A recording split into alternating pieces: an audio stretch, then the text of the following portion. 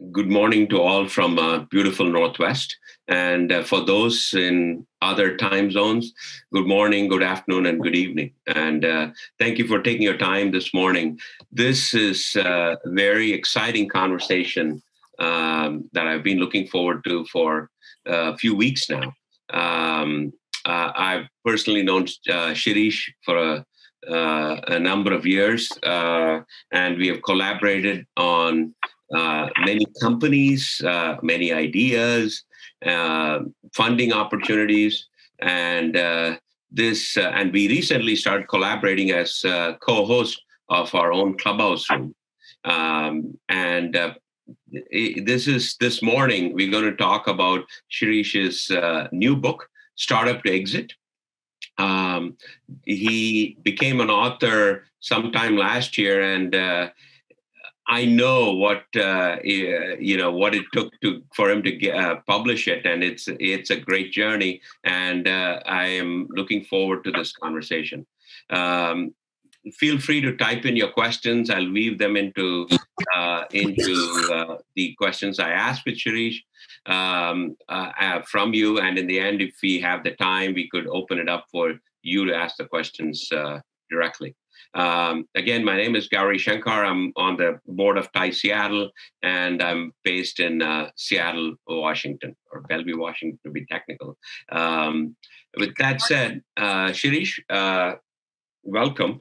I want to start with I want to start with your growing up in Bombay. Your growing up years in Bombay. I'm going to fact check this with your brother Girish, who's also joined in from Paris, France. So Girish, keep typing away if there is some variation of it. So I can't spin any stories, huh? No, you should spin stories that we'll have fact checks going along the way. So if you could start with growing up in Bombay and your years that you spent there, and that would be great for us to kick it off with. Yeah, so I actually was born in Bombay and spent most of my time in Bombay, now known as Mumbai. Grew up mostly in Mumbai, but I had the opportunity to actually live in different parts of India, but I ultimately ended up in Mumbai. I remember as a teenager, I used to be really fascinated by the United States. I remember watching the space program, the moon landing, Apollo 11, and I actually wanted to be a aeronautical engineer and go join NASA to send astronauts to the moon and other parts of the universe. There's actually a time when the Apollo 12 astronaut, Alan Bean, came to Bombay, and I found out about it. I was a teenager at that time, and I actually gathered up the courage to call the hotel where he was staying, and I got connected to his room. I talked to him, and I said, "Hey, I want to come and interview you." But unfortunately, I couldn't meet with him. He had to leave the next day for New Delhi. But as I said, I've always been fascinated by the U.S. and wanted to, come to the U.S. from a very early age. Great, and your the family, I know that your father was in banking.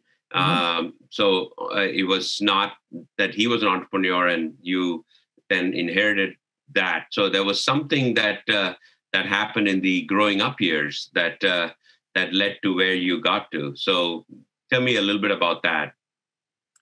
Well, I've been always, fascinated by technology. As I said, I wanted to first become a aerospace engineer, and then as computers started, the PC started to make its way into the mainstream. I got fascinated by computers and wanted to again come to the U.S. to study computer science.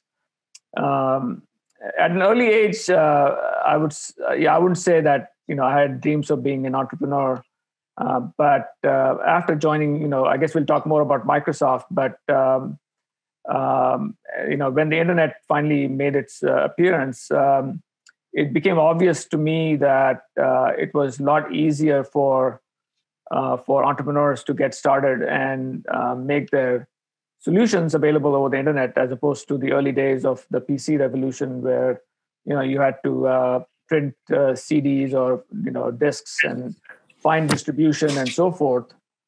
The internet really made it a lot easier for entrepreneurs to get started, and that was kind of the reason I started my entrepreneurial journey. Oh, great! And you spent your undergraduate years in the U.S. That's at least at that time in India was not the norm. People went to IIT and other engineering colleges and usually came here for their graduate work. What was the trigger that led you to say, I'm going to go to the US and give up on my IIT seat, which I'm sure that there was the waiting list number one guy was happy about. At that time, I'm sure it still is, but it was very competitive to get into IIT, and you decided you will forego that for the unknown. Yeah, absolutely. I got into IIT Bombay, and IIT, as provides a phenomenal education. But as I mentioned earlier, I was really fascinated by computers, and I wanted to get a degree in computer science. And there really wasn't a great program at IIT at that point. They used to actually, you might be surprised to know, they used to actually have a Russian clone of an IBM 370 mainframe. And the only way you could program on the mainframe was using punch cards. So imagine, having to write your program on punch cards, waiting for a day or two before you get your, program back and checking for errors. It's just, not possible to actually have a good computer science education. So I felt that I needed to go to the US and, join a top, university in the US and really learn computer science. Oh, awesome. So where did you end up? So I went to University of Michigan and Ann Arbor. Yeah. Oh, okay. And after you got your undergrad degree, it was in computer science, and you moved on to the Valley. Right. And what was the early years of the Valley like? We're in a different era in the Valley, but I'm sure it was a slightly different journey then. Yeah, so I joined this company called Rome Corporation. They were a manufacturer of digital PBX. These days nobody has telephone exchanges or PBXs anymore. But that was the time when companies would have their own in-house digital phone exchange, so that you could have phones for all employees. And so they were actually well known at that time for being the only company in the Bay Area to actually have a recreation center, a gym on campus. So it was a great company to go work for. And then they ultimately got acquired by IBM. Got it. Shirish, there are several Mumbaikars wishing you a hello I'm sure from all over the place, but I think there's a nostalgia going on in the chat room.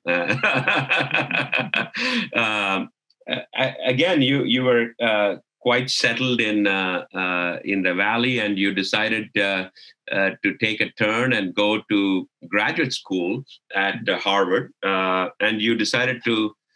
At that time, I'm sure that was abandoned another shift in course, much like you did IIT to Michigan. Now Michigan, after engineering and your job in the Valley, you're saying, oh, no, I got to go to a business school, and arguably the best one in the world. For the non-HBS alum, please forgive me, but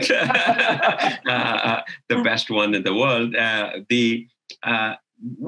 What was the trigger? You had a job, you completed your undergrad. I see some patterns existing where you're taking roads that are not well traveled. That's right.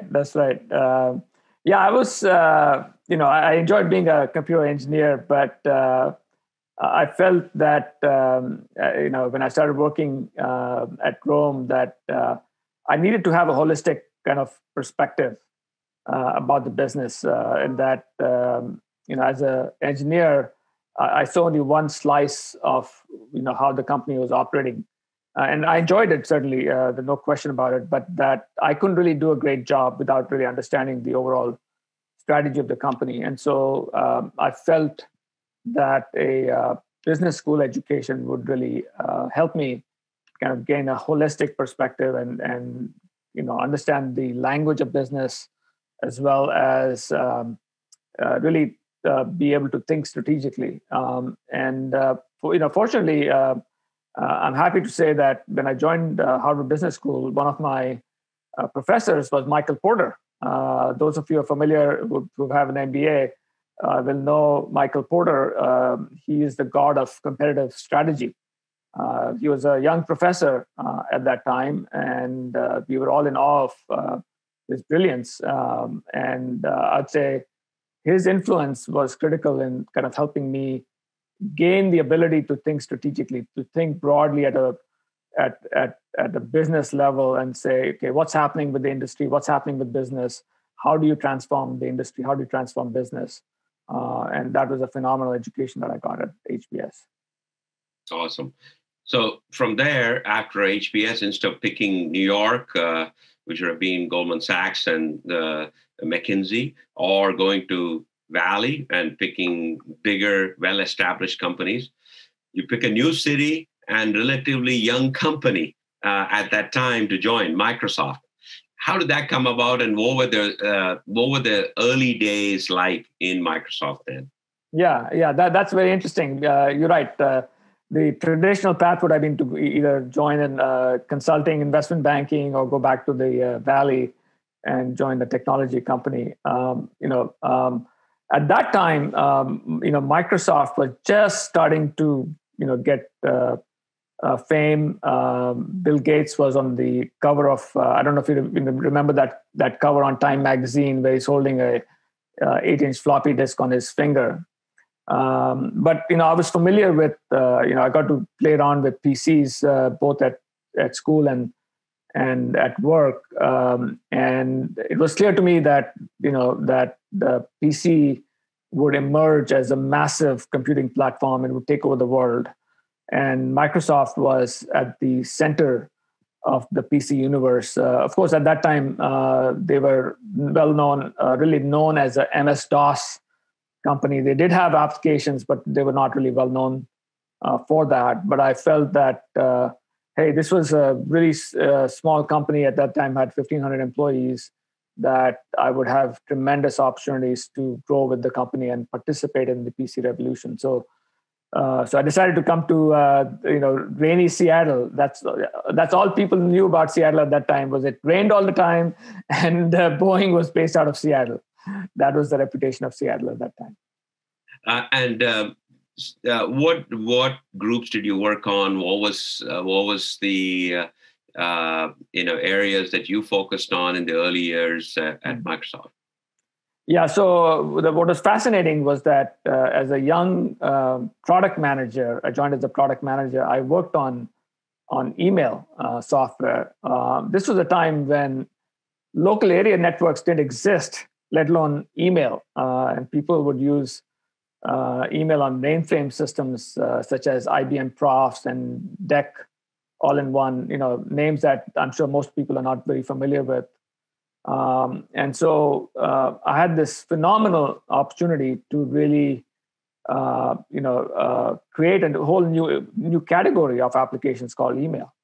And so I had the opportunity to launch both what was known at that time as Microsoft Mail on the Macintosh. We launched it first on the Macintosh platform because Mac was networked to begin with, and then eventually on Windows, on the PC platform. And then towards the end of my career at Microsoft, I had a phenomenal opportunity to join the MSN group and really reshape their strategy. Originally, MSN, if you recall, was designed to compete with AOL as a proprietary dial-up network. And then the internet happened. And Bill Gates wrote that famous memo about how the internet, tidal wave. And we decided to make a 180-degree shift, and we scrapped the proprietary MSN platform and decided to build a portal for the web. And so in that context, so I was brought in to define the product strategy for MSN.com, and was responsible first for the acquisition of Hotmail, and then getting Microsoft into the search business through a partnership with a company called Inktomi, which was the pre-Google of those days. So it was a phenomenal opportunity to shape Microsoft's entry into the free web. I'm sure that at that time, the CEO was directly involved in acquisitions, because it was a fairly large acquisition for those times in the early 90s, if I recall, of Hotmail, right? Yeah. And so it must have been, and there was probably a founder who was just running away, and here was arguably Microsoft, a well-established company, trying to acquire him for hundreds of millions of dollars. Mm-hmm. How did you navigate the dynamics so that they actually acquired as opposed to build? Because I'm sure there were more engineers in Microsoft even then to build something. You're exactly right. At that time, the Microsoft Exchange group, the email group, was against the acquisition. They said, "Hey, we can build this, competitive offering to Hotmail."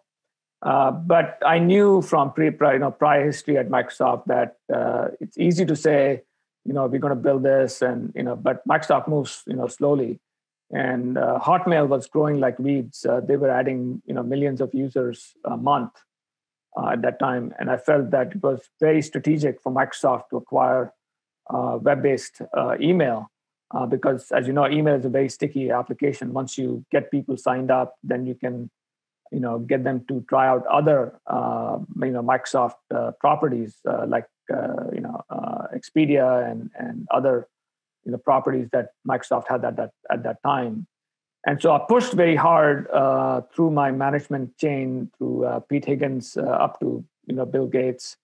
Bill thought that, Hotmail was, used primarily by spammers, and we had to convince him otherwise. But finally, we managed to convince him, and we also managed to convince him to pay a pretty high price. At that time, Hotmail was doing 1 to 2 million in revenue, but the valuations were highly inflated because of the .com boom, and ultimately we ended up paying $400 million, which was a very high price. It was the biggest acquisition at Microsoft at that time, but I think it worked out well. It positioned us well as a complete offering, and eventually, Hotmail, grew to, 1 billion plus users on the internet. Awesome. It looks like your seeds of entrepreneurship were sown through the early days at Microsoft, and because you had to sell internally and externally every day. Mm-hmm. What made you to write a book? Why a book? Is it the pandemic? Are you bored?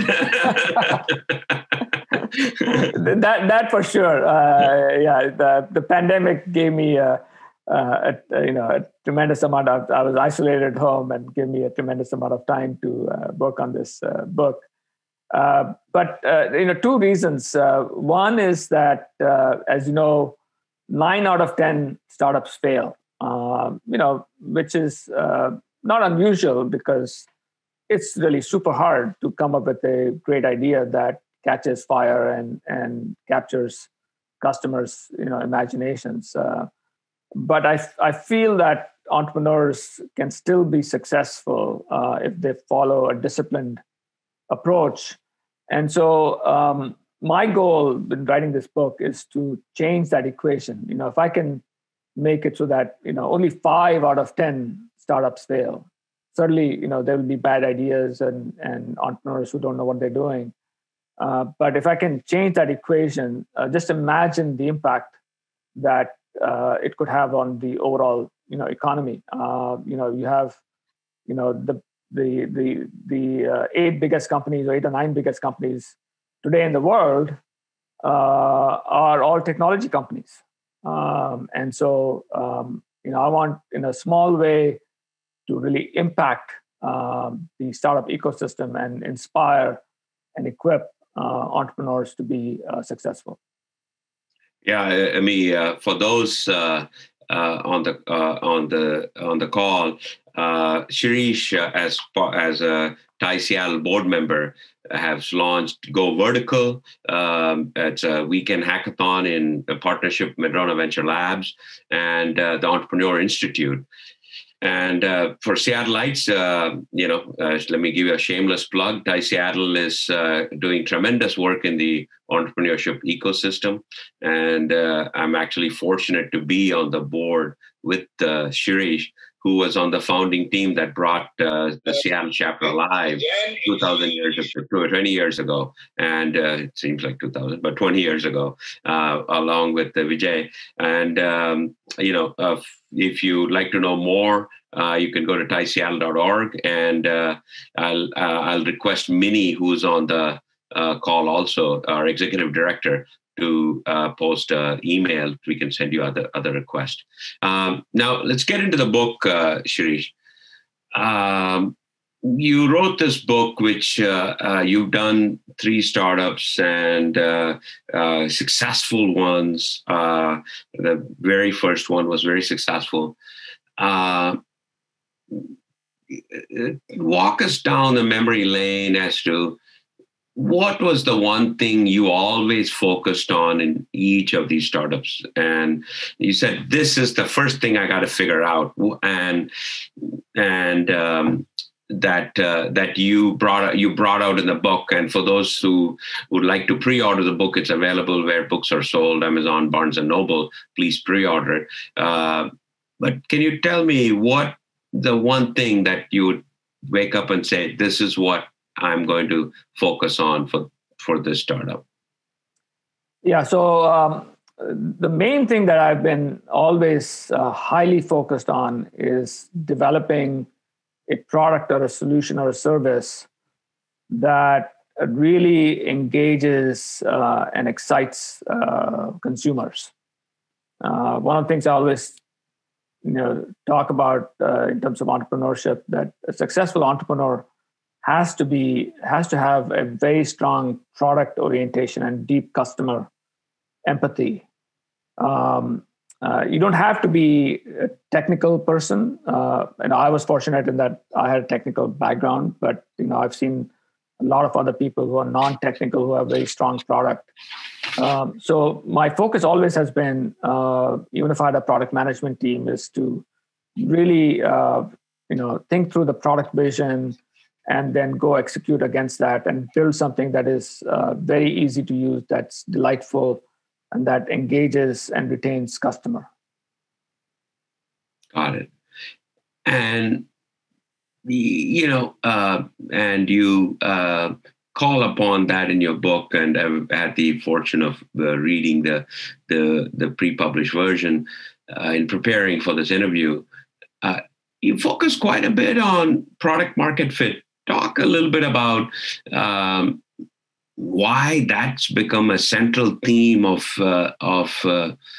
arguably even your book, I would say, but in your journey, you expound on that quite a bit, on the product market fit. Why, if I'm an entrepreneur thinking about it, why is that the number one thing I should focus on, or at least the top priority? And how would I go about figuring out, because usually entrepreneurs wake up with a great idea and they think it's the greatest idea there is, right? And we are reinforced every day saying, just go plow ahead. But you say, pause, let's figure out if there's a market fit. Why that's so important? Yeah, without product market fit, you don't have a company. It's that plain and simple. And we see time and time again, and I made that mistake with my first company, where you think you have a great idea, and you have this vision for how this idea is going to change the world. Oftentimes, you are your own customer, and so you kind of project onto the world your preferences as a customer, and so you think that everybody's going to be like you and is going to love your product, and then you launch it and you find out that it falls flat on its face because it didn't solve a critical customer need or a problem. So it's great to have a product vision and an idea of how you're going to change the world. But I would say it's very, very important to go talk to potential customers, and not even, you should start the conversation not even by telling them about the solution. Don't make that mistake. Ask them, what are the top 3 to 4 problems that you are encountering? And let them explain that to you. And if the problem you are addressing is not in the top 3 or 4 problems, then it doesn't matter if it's the number 5, number 6 problem. The customer will never buy your solution because it just doesn't make that priority list. So the first order of business is to really find out, is this a problem, a real pain point for the customer? And are they even hacking together a solution? That's a great sign that somehow they've cobbled together an internal solution to solve that problem. And when they find out that you have a problem, they're all over you and saying, "Hey, when can I try it out?" That's the kind of product market fit that you want to kind of establish before you go out and build it and launch a company. There's a question: what parameter would you use to measure product market for a B2B business? It seems like you're saying, is this a real problem for the customer? You may have an elegant solution, but is this a real problem? Looks like that's the number one parameter you'd use to measure it. Will they buy it if you build it first before you build it? Looks like that's a parameter you use. Yeah. And ideally, maybe you can even get your customer to pay for building your solution. I mean, that's I'll give you an example of a local company called iCertis. We all know Samir Bodas, who's on our board at TIE Seattle. The way he got started with his contract management solution was he actually happened to meet the legal counsel from Microsoft, and he described a problem that they were having in managing all the contracts. And that was the space that Samir was not even familiar with, and his perception was, you just sign a contract and you file into a filing cabinet and you never see it again. But he was led to understand that a contract has enough a lot of information in it that needs to be communicated to the rest of the organization. It's a living document, and so Microsoft actually then paid Samir to go build the first version of iCertis, and then the rest is history. So that's a perfect example of a story that talks about how you kind of achieve product market fit. So now, let me dive into your first startup, Teamon, right? Mobile email was very nascent when you started. I mean, let me reveal my age. I suppose I was around when you were getting going with Teamon with your co-founder Shaibal Roy at that time. Mm-hmm. It was still how did that leap happen? Is it your Hotmail acquisition that got your view? Because I don't think anybody thought at that point people would be responding to emails on a device that they will just carry around all the time. This was late 90s at this point. Everybody knew email would come along, but to respond, that was not intuitive. Right. Yeah, actually, a little bit of history even before that. So you're right. The germ of the idea came from Hotmail. Hotmail was, as we know, a very popular consumer email system. And so I thought at that time that, hey, if Hotmail was successful as a web-based email solution, then why not offer business email as a web-based email solution? So basically a cloud-based offering for a business email and calendaring service. Imagine this was 1999. it's almost 20 years, ago, when cloud was not even a term that was utilized. And so we actually launched. I was convinced that this would change the world. I had the same arrogance that I talked about earlier. I didn't do any, market research. I was just convinced that this was going to change the world, and so I launched Team On. And sure enough, I found out that I was too early, with my solution. Today, of course, Office 365 and Gmail Suite and all are very, successful cloud-based, solutions. But this was very, very early days of the internet, and the world was simply not ready for my solution. So we had to decide what to do. Fortunately, I'd raised over 15 million in funding in those crazy .com boom times, and so had the time to actually pivot. And so we decided that we would pivot in the mobile direction. And the reason I was convinced about that, again, was because BlackBerry had made its appearance in the late 90s. And it was at that time, they had about 600,000 or so users. And all the VCs and investment bankers and the management consulting types were using this pager device attached to their belt.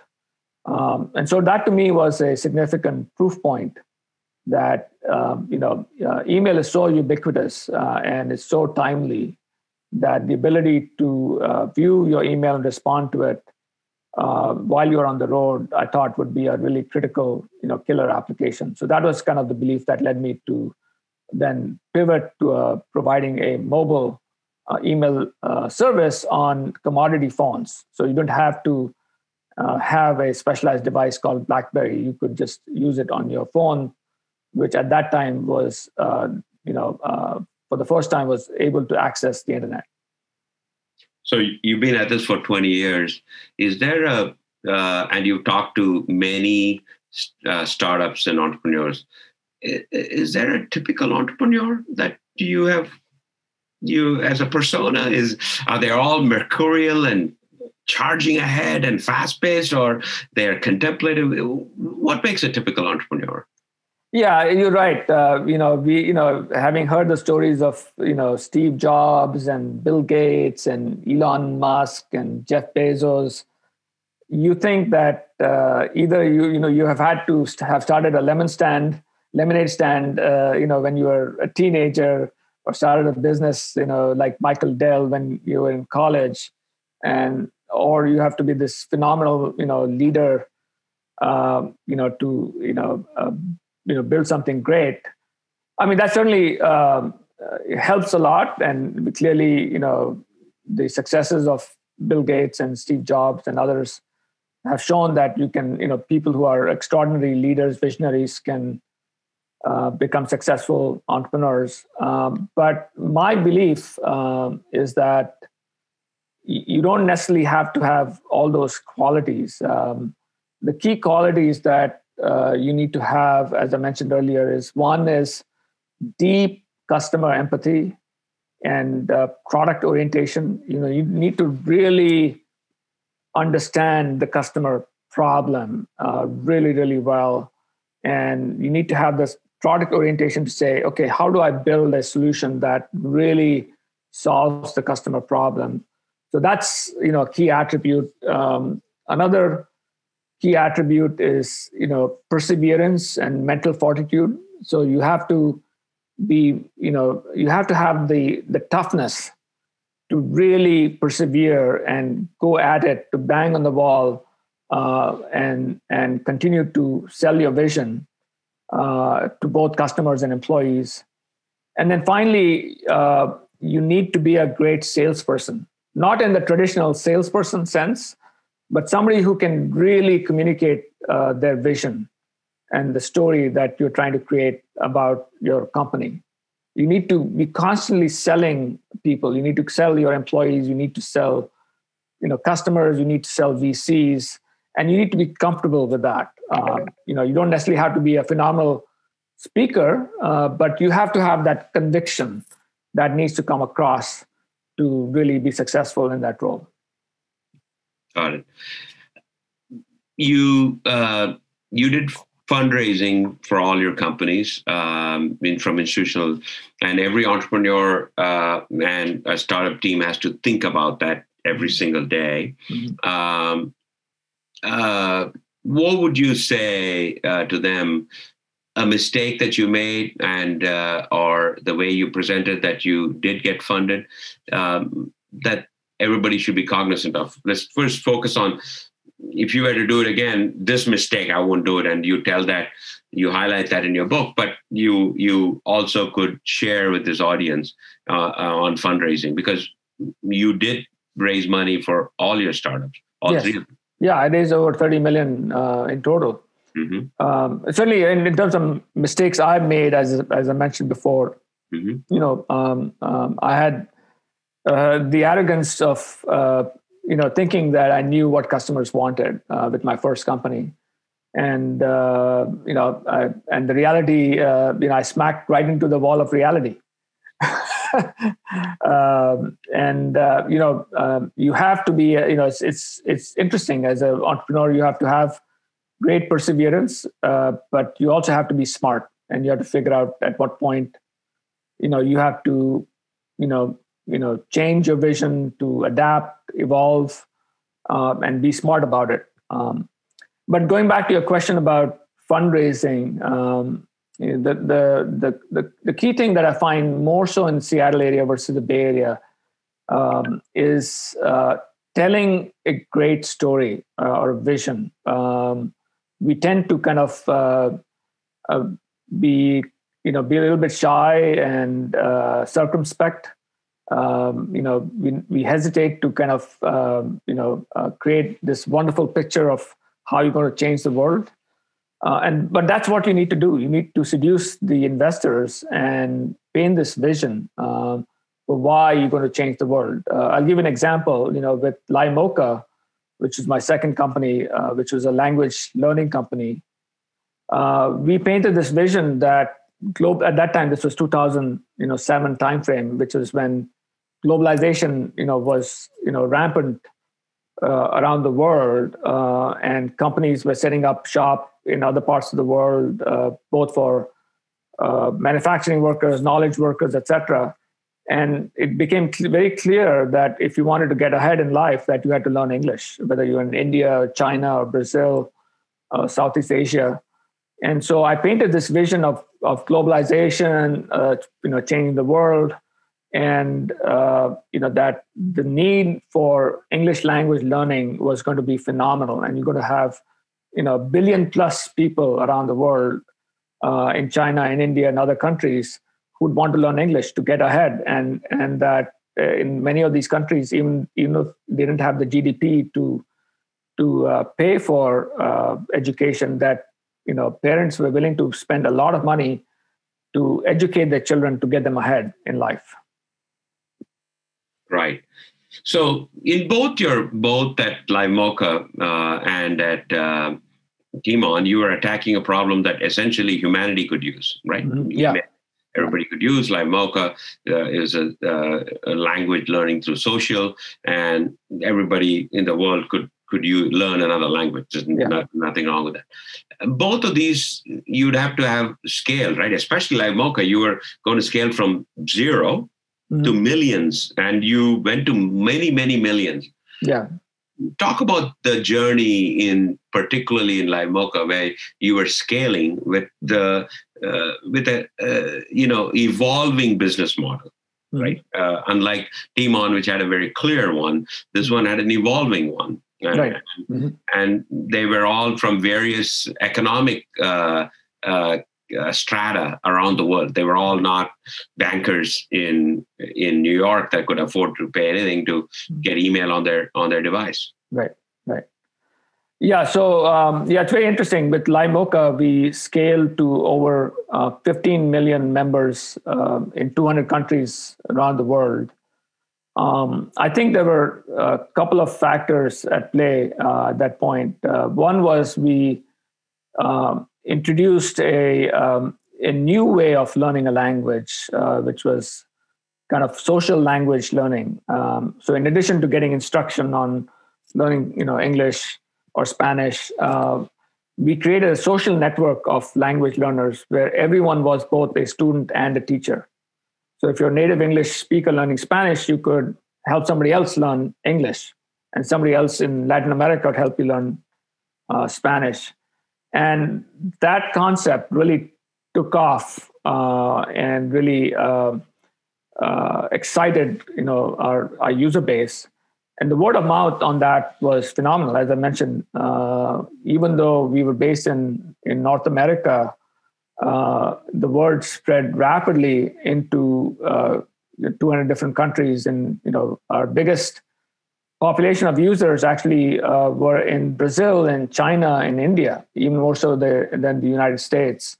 And it was all through word of mouth that we got traction. Right. So you kind of follow this journey. You raised money, you acquired millions of users. You exited Team On to BlackBerry and Live Mocha to Rosetta Stone. And these were well-established big game players at that time. Can you talk about two things? One, how was it to work with the BlackBerry CEOs? They had co-CEOs at that time, mm-hmm. and you had already had significant interactions and working with Bill Gates at that time. Talk a little bit about styles. They were BlackBerry was in Canada, Microsoft in Seattle. Were there things that you drew from working for these three guys who are, mercurial? They changed the world, no matter how you cut it. But we could all argue BlackBerry is not in our lexicon every day, but it changed the world, and Microsoft is still here after 40 plus years. So what is it that you could share with those two interactions and journeys? Yeah, I think it's critical for a successful startup to always have at least two co-founders, and you need to have co-founders that have both complementary skills as well as similar skills. So what was unique about Microsoft and then with RIM was in both companies you had founders. Bill was a technical founder, and Steve Ballmer, although not technically a co-founder, but was very early with the company, was the business leader of the company. But at the same time, Bill was a phenomenal strategist. And you need both of those skills. Same thing with RIM. The CEO was, it was reversed. The CEO was a business guy. The co-CEO was the original founder, was a technical guy, but again, a phenomenal strategist. And I would say I've been very, very fortunate that in all of my startups, I've had, my partner who headed the engineering side of the business, even though they came from a technical background, they had a phenomenal business mind. And so I had a tremendous partnership with those individuals to think through the business and the product strategy, because that's critical. You can't have just one person thinking about all the problems and solutions. You need to have somebody on the team who can challenge you and challenge each other and come up with the right, what do you think is the right solution. Right. So, having raised institutional capital and you are still investing, do you see entrepreneurs much focused on exits more than building the company? Because you and I know you got to build and execute, and exits therefore will be the result of it. That can't be the reason why you start a company. I don't know if many entrepreneurs wake up thinking I have to exit, or is the culture changed? Is it because funding is abundant at the moment? We all know that. And is that a big change in the way the culture has? Because you didn't wake up thinking I'm going to exit to RIM or Rosetta Stone. Right. I'm going to solve a problem. So what would you tell entrepreneurs who look to you to invest today and say, hey, I'm going to exit and give your money back. Does that make you say, I'm going to lean in and give it to him or her? Or say, are you really solving a problem? Right. No, I mentor a number of companies here locally in Seattle, and also invest in some really promising startups. And what I've seen consistently is, and very pleased to see that, is that these entrepreneurs are really looking to change the world. They're not looking for a financial exit. In fact, one of them was approached for an acquisition, and he didn't really want to sell.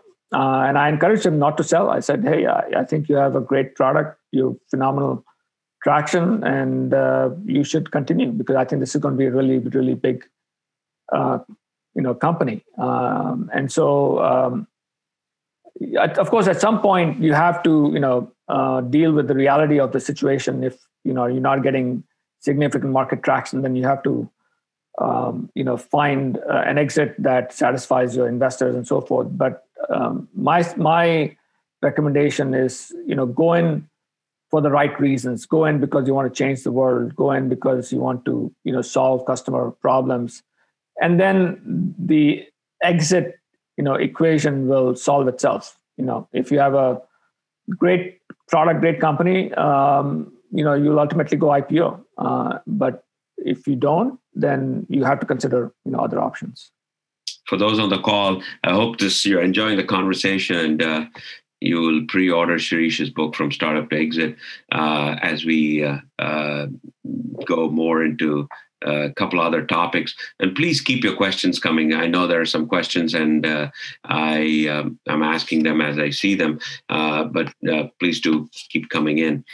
Now, another area that is fairly close to your heart that you talk about in the book is go to market, right? There's once you now an idea, product market fit's established, but you still need to take the product to market, right? And that's not a straightforward journey. And you did it differently. You had the Live Mocha, which was a social acquisition approach, right, of customers, and then you had Team On, which was a prosumer to business, acquisition of consumer. So, talk about how should entrepreneurs today think about go to market, and what should they view as their journey to get there, because they're going to run out of friends who will buy their stuff within 1 week. Your family and friends have all bought it in the first week, and they don't even have a use case for it. So, where should they prioritize that, and how should they go about it? Yeah, again, what's interesting is that I've found time and time again that many of these startups are started by technologists, who all they think about is how to build a great product, which is obviously very, very important. But then they think that I will build it and they will come, right? And they don't have the business experience to really figure out how to acquire customers, how to engage them, how to retain them. All of these things require really a well thought through go-to-market strategy.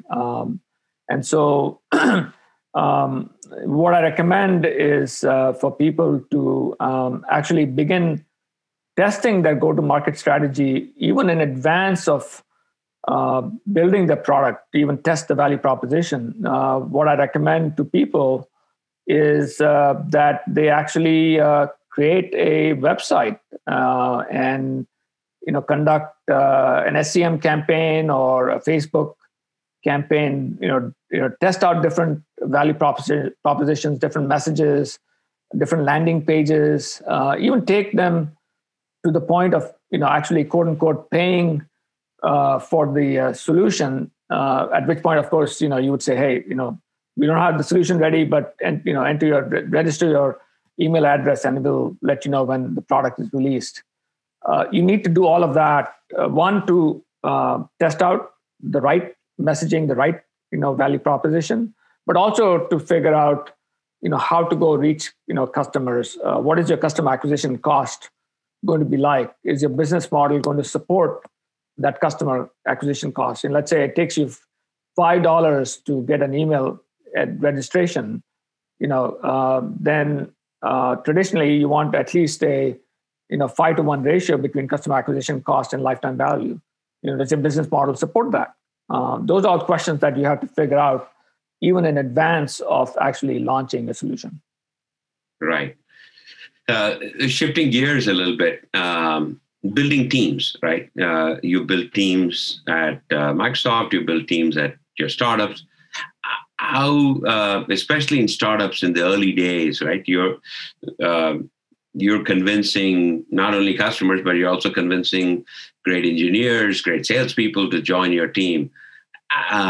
And sometimes your funding isn't matching with the market needs, especially like currently in Seattle. The market's so hot, it's tough to find great engineers for a startup because you're competing with truly the giant like an Amazon or Microsoft. And I don't think that was any different even when you were building Teamon. You were still competing with Microsoft then and Amazon then. That was already a big company.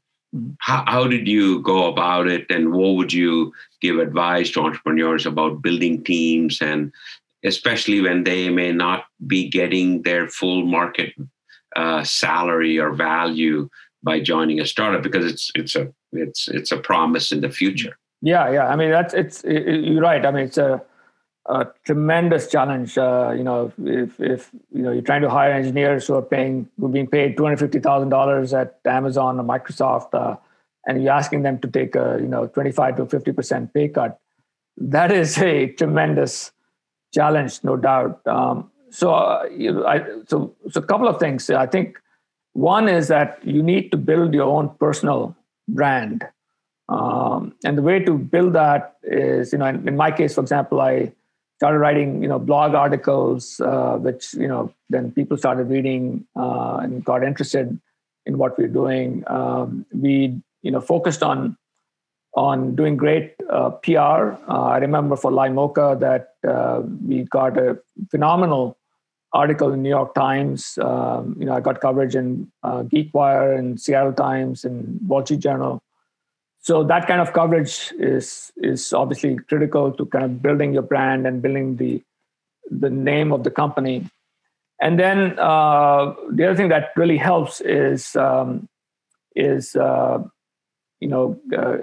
raising money from a well-known brand name VC. If you get funding from Sequoia Capital or Benchmark or Madrona Ventures, these are all things that can go a long ways in terms of convincing people, hey, this company really has the backing. If Madrona Ventures thinks that this is a great company and they've invested $6 million or $10 million in the company, clearly they must think this is a great idea. So those are all things that you need to really focus on to create the brand for yourself, your personal brand, as well as the brand for the company. And then, as I mentioned earlier, a key approach that a key asset that you need to have is to be a great salesperson. You have to be able to communicate your vision to employees and get them excited why you think this is going to be a big company in the future. Right. And for those, especially from Seattle area, Shirish is very involved in the Thai Institute and Go Vertical. So there are ways to actually listen more in depth by registering to one of these programs. Shirish, let's we're coming up on this on about an hour mark, and I want to kind of reflect. What would Shirish tell a younger Shirish today if you are running out and starting a company and saying, hey, what would you go back and tell the younger Shirish? Take us back on this 22 years ago when you were really you were a really successful executive at Microsoft at that point. And I'm sure that the conversation with your family was with your wife was a difficult one. I am trying to get into your mind and saying you convinced your wife, your co-founder, your employees, and customers. Did you sleep? So take us back to that of the younger Shirish. What would you tell younger Shirish today that you have the wisdom of experience now? Yeah, I would tell two things mainly. One is get started earlier. Actually, if you look at the world today, there are phenomenal opportunities, and what's interesting is that VCs today have an age bias, and the age bias is they want younger entrepreneurs right out of engineering school or business school, and they're willing to put lots of money behind them. So my advice is to start sooner, when we don't have a family and you can live in your parents' basement and take the time and take the risk to pursue your dream. So that's one. And the second is as I mentioned earlier, is to really focus on ensuring that you have product market fit and fail fast. You might have a great idea, test it in the market. If it doesn't work, okay, hey, no big deal. You spent 3 months or 4 months on it, and you can go at it again. So be prepared to test your idea, but be prepared to fail fast and adapt. That's the story of Instacart. I heard one of the podcasts for the founder of Instacart, Apurva Mehta. He apparently tried 22 different ideas before hitting on the idea of Instacart. But he was a young, engineer, got some experience at Amazon, and he had nothing to lose. So I think that's really exciting that you can go out there and try different things and put something out there quickly and test it and see if it works. That's also an interesting thought, right? Entrepreneurs have to be adaptable and flexible, but they also have to be adaptable and flexible with their own idea. If you get really caught up in, this is the best idea, it's my idea, and the market's in responding, you have to listen to the market. So the good idea is good when the market's also responding. Yeah. But it still may be a good idea, but just not ready for the market. And you experienced it a couple of times. You were ahead at Team On, then you adapted to what the market's real need is, and got to the right spot. And everybody says, "Oh, look at the iPhone; it just changed." But you and I have been around. There was Newton. that was the Apple's first iPhone, and that was in the early 90s, and it took them a good 20 years to get there. So if people get caught up on this good idea, is it a good idea that sparks a company that you find, or you're telling entrepreneurs, is this an idea that has a market for it?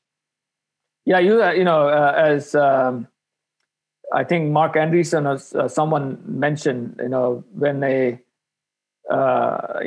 great team meets a lousy market, the market wins. When a lousy or not so great team meets a great market, the market wins. And when a great team meets a great market, then something phenomenal happens. Unfortunately, we have to deal with the realities of the market many times. But if you're a smart founder, the reason that VCs invest in teams, really smart teams, is because not only they have conviction about the market, but they have conviction that the founders, even if they don't have the right solution, can ultimately find their way to building the right solution for the market. As many, successful founders like the founder of Slack and others have shown time and time again. Yeah. And, that's a great thing you brought up on Slack, because he was, I think the founding team originally was a gaming company, and they used the underlying, and Vimeo, which just went public, was also part of a gaming company that was used as a that was acquired just because it was part of some asset that they acquired. So good ideas are good, but there's also good ideas within your company. AWS is the greatest startup that came out of another great startup, Amazon, right? Yeah. So certainly there's a lot of opportunities. You just got to be open to it. Let me click on a little bit on the fundraising that we talked about a minute ago. There's abundant capital. We see it every day in Seattle. And, we've been around for a while to know there were days when there was no capital. So all of this goes up and down in cycles. What would you say on the fundraising today where they're chasing a lot of capital, chasing a lot of ideas? How does an entrepreneur manage that? I'll give a shout out to Vetri here, who got funded twice in a space of 3 months. So Vetri invested as an angel, right? And how do you advise entrepreneurs today when capital is coming at them, where they now think, hey, my idea is vetted because there's just a ton of capital, but you still have the reason to go execute in the market to make it a real company and change the world. Because changing the world is the goal. Capital will not change the world because there has always been capital. You still have to execute. Right. So what would you say to entrepreneurs who are flooded with capital today? How do they balance that with execution? Right. And actually, I've experienced that because I raised $15 million with the beta product during the dot-com boom, and then experienced the dot-com bust after a year after I raised funding. So certainly you should take capital as it comes, because you don't know when the next bust is going to hit and how you're going to get to that bust if you don't have enough capital. But you also have to be careful to not, raise money at astronomical valuations, because what is going to happen, and this is something that happened to me, was that when the bust does come, the valuation is going to take a significant hit, and the revenue is going to take a significant hit because there's a recession going on, etc. And so at that time, raising money with a down round becomes very challenging. Investors don't like to invest in a down round, even though they're getting a lower valuation. They don't like to invest in a down round. The reason being that it pisses off the existing investors and employees and so forth. So it creates a complication that they would rather avoid. So my advice to entrepreneurs who are flooded with capital is be realistic, raise the money, but be realistic about the valuations at which you're raising the money. Right. Now, Shirish, in this journey of your life, and which is a very rich one that we've just heard for the last an hour or so from you, there have been many influencers and mentors who guided you through this journey, right? Talk a little bit about those mentors, and how did you really learn from them? How did you use them? Because I'm sure your journey was filled with the highs and the lows, and there were a common set of people that were there during the entire time, rooting for your success, but helping you pick yourself up when you're down. Yeah. And you had that from the very beginning. I have heard you talk to me about your story of your parents in Mumbai, who encouraged you to think way about what at that time was an unreachable goal of go to the US for an undergraduate degree. So how did you foster that, and how would you say young entrepreneurs today who are listening, or any entrepreneur, forget young or old, young only in the entrepreneurship journey, how would you say that they ought to really learn and use those around them that they respect and can learn from? Well, you talked about my parents. I've been fortunate to have parents who've always encouraged us to try different things, different ideas. And, my parents could have very well said, when I got into IIT, hey, are you crazy, to leave IIT and go to the US, to some faraway land? But they encouraged, us to, both my brother and I, to pursue our dreams and try new things. And then I've had, with Team On, I was fortunate to have Pete Higgins, who was a former executive at Microsoft and then was on my board and invested in my company.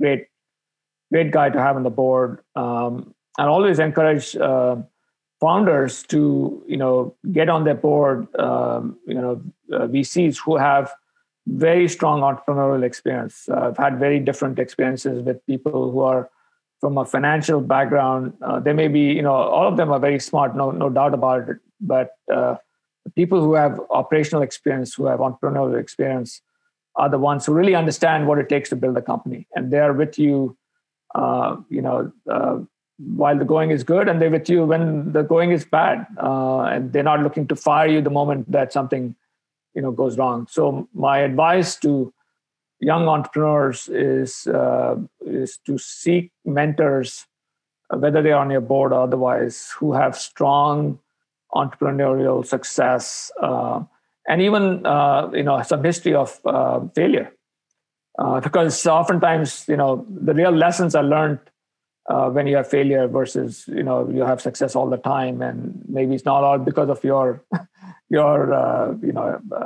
insight or foresight. Right.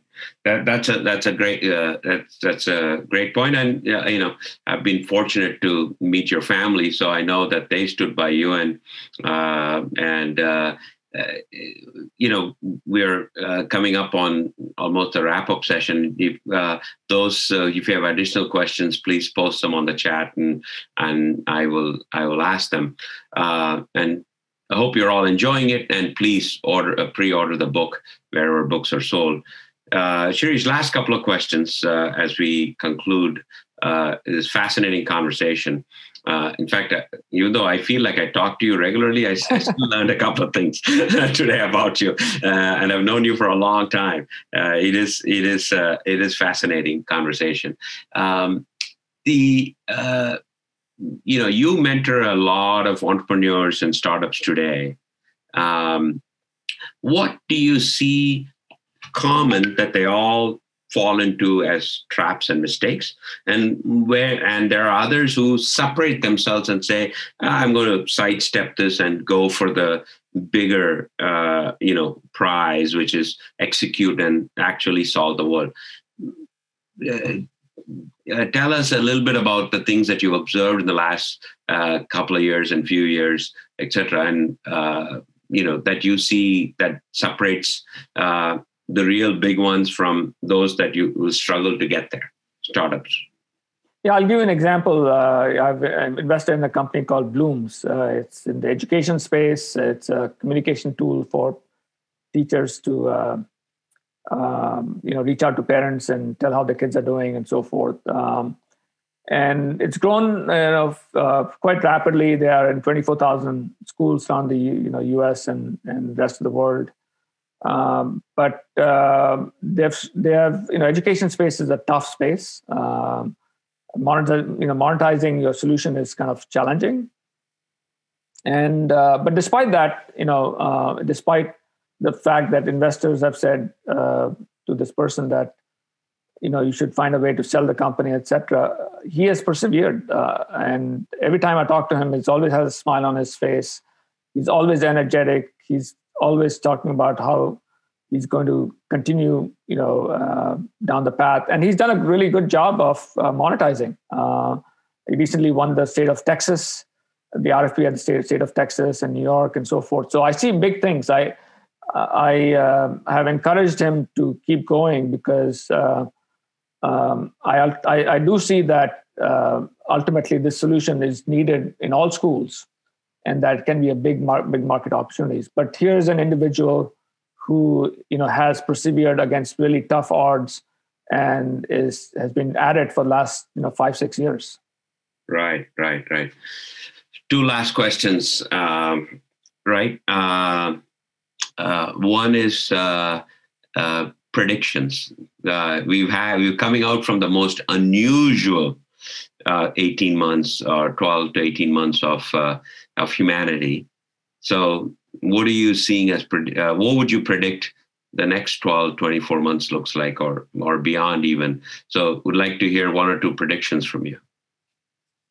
Well, certainly, one is, AI and machine learning are transforming the types of applications being built. And I see whether it's artificial intelligence or augmented intelligence, where AI machine learning is used to automate different business processes or augment different business processes. I think that's a huge trend that I think will really take over the world. And I'm not as pessimistic as many in the many economists are, which is that will destroy jobs. I think every time there's been new innovation, more automation, more jobs have been created. Of course, with perhaps different skill sets, etc. But I'm more optimistic about job creation than job destruction with AI ML. And the second area that I've been watching very closely is virtual reality, augmented reality. It's been something that has been talked about for the last 20 years, and we're still not quite there. And we've seen some of the glimpses with Pokemon Go and with spectacles from Snapchat and so forth. But I do see that in the next 5 years that problem will be solved, and I think we'll see different kinds of experiences in how we interact with the physical world, with the virtual world, happening through that. So those are the two big trends I'm watching right now. The last question is, you had various stops in your journey, author being the newest one.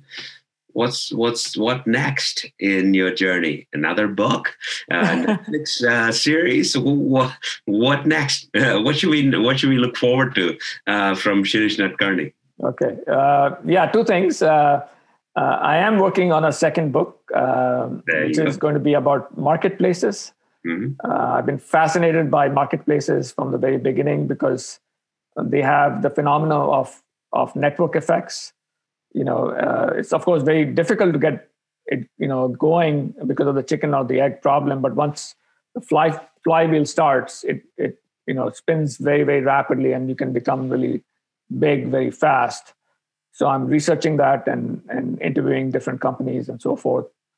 And then the second project that I'm working on right now is a project with Thai Global to create a global accelerator program that various chapters can participate in, and we want to create something that will, equal Y Combinator or Techstars as the next global program to really, encourage and help startups, get to the next phase in the startup journey.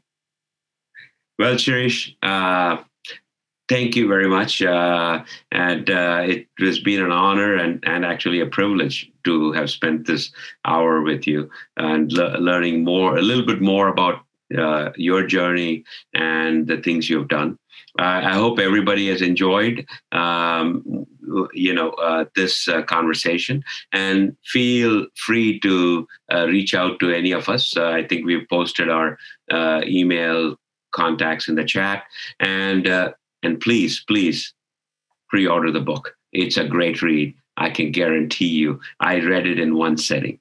Thank you all, and thanks for participating. Appreciate it. Thank you, Gauri. It was great to spend the time, and I hope people found this helpful. Thank you very much. Thank you.